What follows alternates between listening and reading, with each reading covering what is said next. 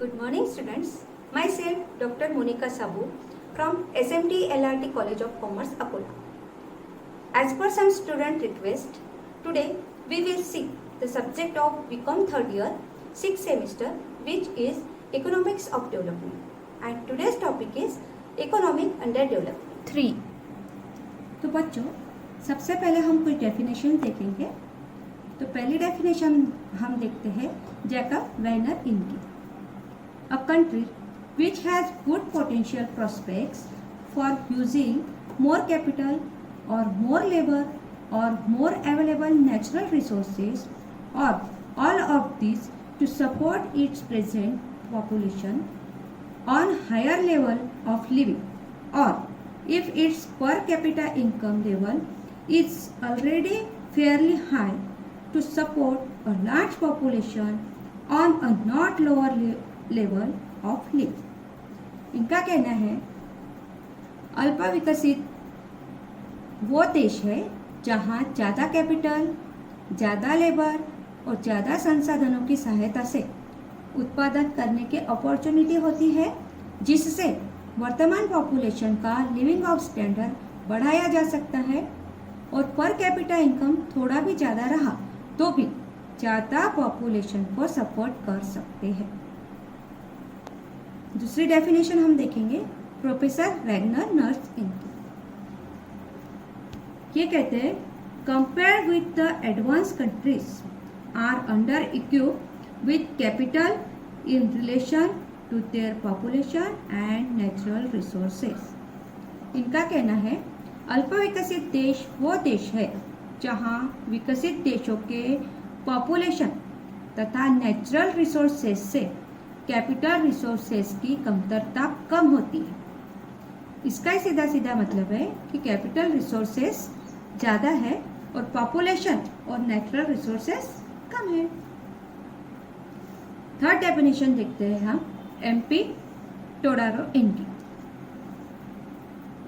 Under developed economy is that economy in which there are low levels of living, absolute poverty, low per capita income, low consumption level, poor health services, low debt rates and high birth rates and dependence on foreign countries।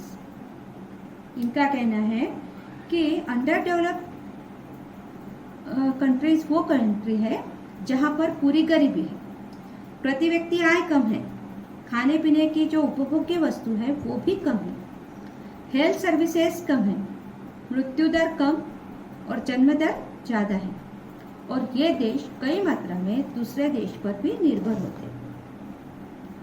तो इसमें से हमको समझ में आया है कि under developed countries में क्या क्या है।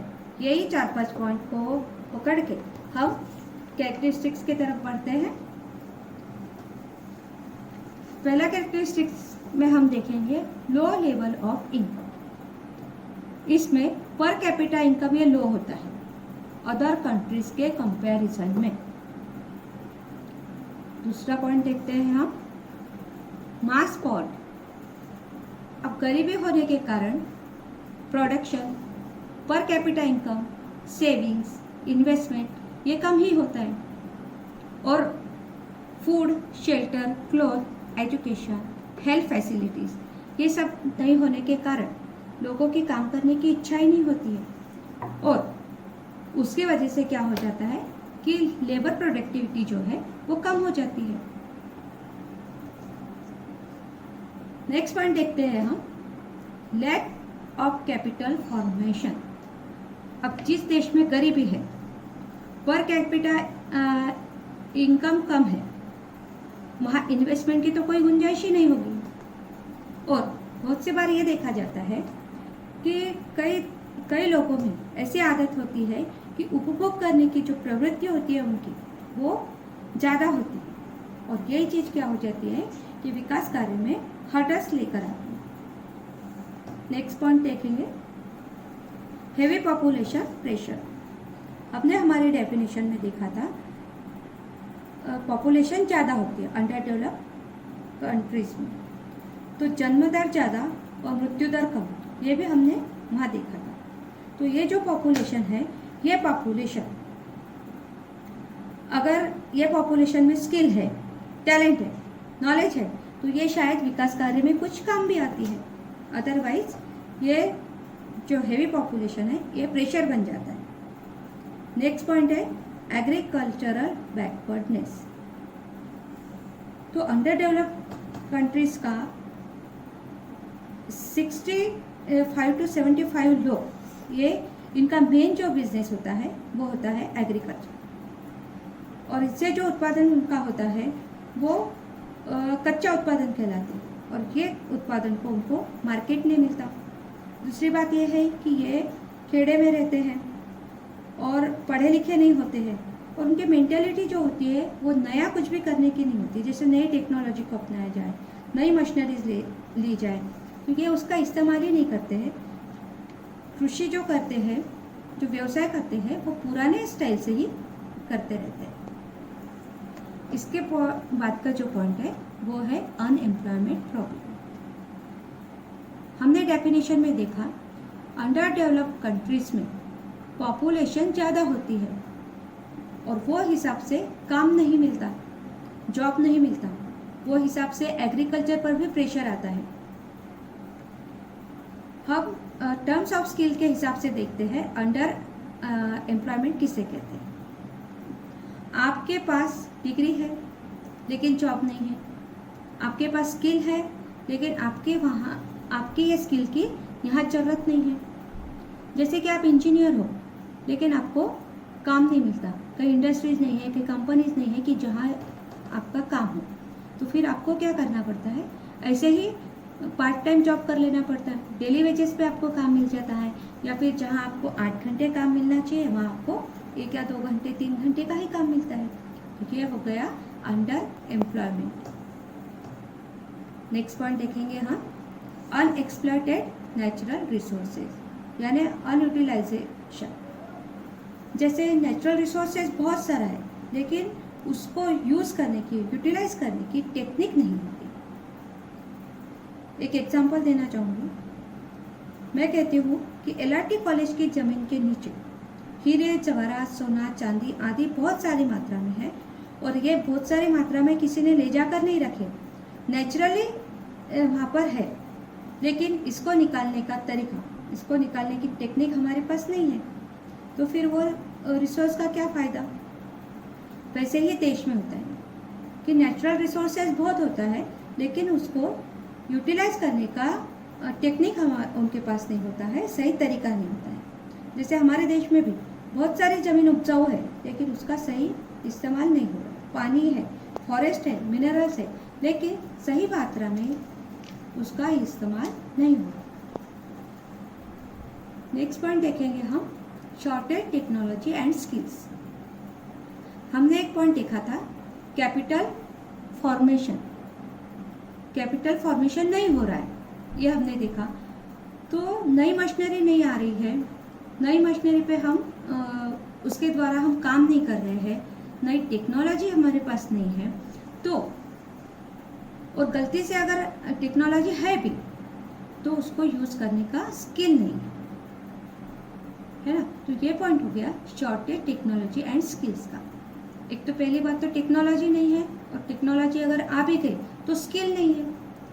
एक पॉइंट हम देखेंगे समझने के लिए, जैसे अभी हर जगह ऑनलाइन ट्रांजैक्शन होता है, ऑनलाइन पेमेंट होता है, ATM, पेटीएम, ये ऐसी बहुत सारी चीज़ें हैं, लेकिन बहुत सी जगह इसका सही तरीके से यूज़ नहीं होता। एक तो लोगों की मेंटालिटी नहीं है, दूसरा उनके पास स्किल नहीं है, और इंग्लिश की प्रॉब्लम है, एजुकेशन का प्रॉब्लम है। ये सारी चीज़ें यहाँ पर देखने को मिलती है। नेक्स्ट पॉइंट है lack of infrastructural development. Under developed countries में ट्रांसपोर्टेशन, कम्युनिकेशन, इलेक्ट्रिसिटी डिस्ट्रीब्यूशन, इसका शॉर्टेज होता है। देखो भाई, पैसा ही नहीं है तो ये सारी बातें तो होनी नहीं है, क्योंकि सबसे बड़ा रुपया है ना। नेक्स्ट पॉइंट की तरफ हम चलते हैं लैक ऑफ इंडस्ट्रियलाइजेशन। अब इंडस्ट्रीज के लिए क्या जरूरी होता है, सबसे बड़ा रुपया, नॉलेज, स्किल, मेंटालिटी, हार्डवर्क, ये सारी चीज़ें लगती हैं। और अब तक हमने क्या देखा कि अंडर डेवलप्ड कंट्रीज में ये सारी बातें का तो अभाव ही है, तो इंडस्ट्रियलाइजेशन का तो सवाल ही नहीं होता। नेक्स्ट पॉइंट हम देखेंगे, लैक ऑफ प्रॉपर मार्केट। हमने देखा अंडर डेवलप्ड कंट्री एक कृषि पर निर्भर होती है। इसमें जो भी उत्पादन होता है उसको इमीडिएट मार्केट नहीं मिलता और मार्केट का प्रॉपर नॉलेज नहीं होता, मार्केट तक जाने के लिए फैसिलिटी नहीं होती। और सबसे बड़ी बात कि ये जो कृषि करने वाले लोग होते हैं, एग्रीकल्चरिस्ट जो होते हैं, वो शहरों में आकर तो रहते नहीं हैं, उनकी जो व्यवसाय होता है वो खेड़े में होता है। और खेड़े के लोग, बहुत सारे लोग एजुकेटेड नहीं होते, उनके प्रॉपर रिलेशन नहीं होते, तो ये सारी दिक्कतें आती है। इसलिए कहा गया है लैक ऑफ प्रॉपर मार्केट, ये अंडर डेवलप्ड कंट्री में देखने मिलता है। मास इलिटरेसी, ये सबसे बड़ा पॉइंट है, यहाँ पर हमको देखना है। अंडर डेवलप्ड कंट्रीज में एजुकेशन का अभाव होता है और ये जो अनएजुकेटेड लोग जो होते हैं वो बड़े ही अंधश्रद्धालु होते हैं। जैसे भगवान के भरोसे इनके बहुत से काम होते हैं, भगवान करेंगे जो होगा, और इनको तो भगवान के भरोसे कुछ काम धंधा करना ही नहीं होता है। जैसे भगवान ही इनको बिना काम धंधे किए रोटी कपड़ा मकान ला कर देने वाला। और हमारे देश का एग्जाम्पल मैं देना चाहूँगी भिखारियों का, शायद आपको बुरा लगे लेकिन ये एग्जाम्पल मुझे देना है। इनको, ये जो भिखारी लोग होते हैं, इनको रोटी कपड़ा ज़मीन झोपड़ी ये तो लग ही रहा है और इनकी प्रोडक्टिविटी क्या है, 0। ये देश के विकास कार्य में कहीं काम ही नहीं आते हैं। और एक एग्जाम्पल देना चाहूँगी, कुछ लोगों के पास घर होता है, ज़मीन होती है और कुछ पैसा वगैरह होता है, तो ये लोग क्या करते हैं, बिना काम धाम किए ये जो घर होता है वो रेंट पर दे देते हैं, पैसा इंटरेस्ट पर दे देते हैं और ज़मीन भी रेंट पर दे देते हैं और अपना खुद का गुजारा तो कर लेते हैं, लेकिन काम धंधा नहीं करते।